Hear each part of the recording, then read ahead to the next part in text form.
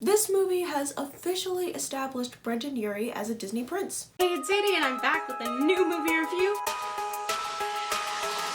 And now we're going to talk about what I liked and what I did not like about this movie.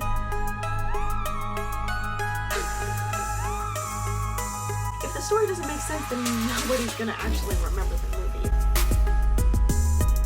Hey, it's Zadie and you are watching Flytte Kartina. Today I'm going to be doing something different than my regular movie review. It's still going to be non-spoiler, I'm just not going to talk about the rating, just because I know that people are going to see this anyway regardless of how I review the rating. So if you like what you see in this video, comment that down below and I will be sure to make more content like this. Okay, so Frozen 2. It's basically a story about Anna, Elsa, Kristoff, Sven, and Olaf going on a journey to fulfill a quest. Without spoiling the movie, that's pretty much all I can say.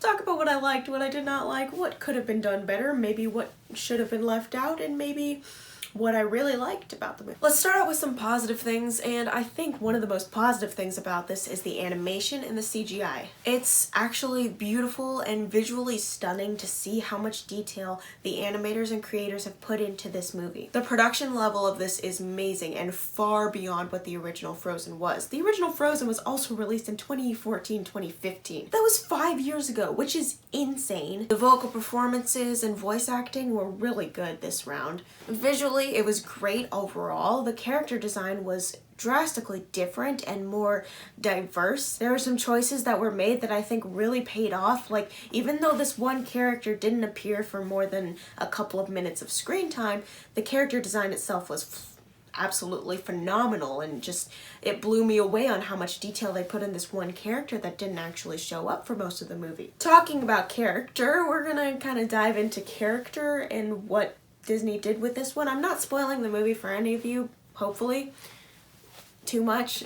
But I will say that in the case of the major quest that is occurring, they will go off into solo quests, as one does. There are many movie examples of where this happens, where you get separated and you have to go on these solo quests to reach the end common goal, which is what happened. But the thing is that the solo quests didn't exactly work out as well as I think they wanted it to be. So Anna and Elsa split up, and then Kristoff is left in the dust, and then Olaf has his own little song and dance, and then Sven is Sven. And the movie tries to develop these characters separately when they actually should be developed together.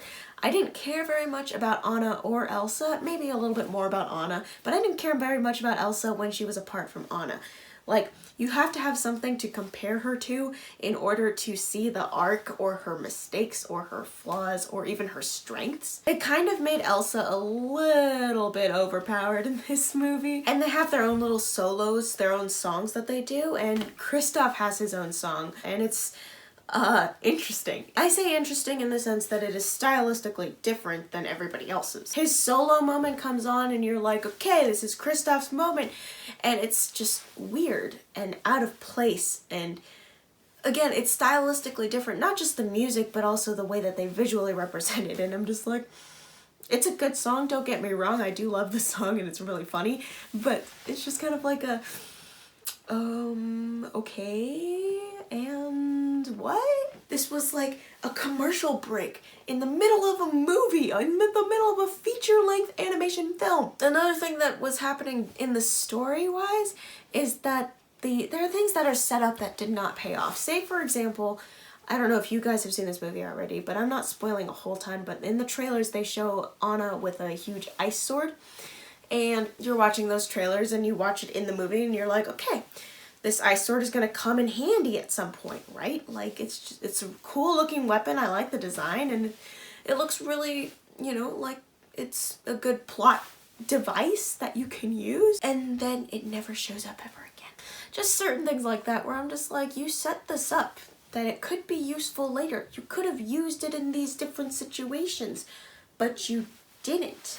Why? And there's small things, like really small things. If you watch the movie, you'll probably know what I'm talking about. It's like a really small thing that can fit inside your hand. I do want to talk about the music a little bit more.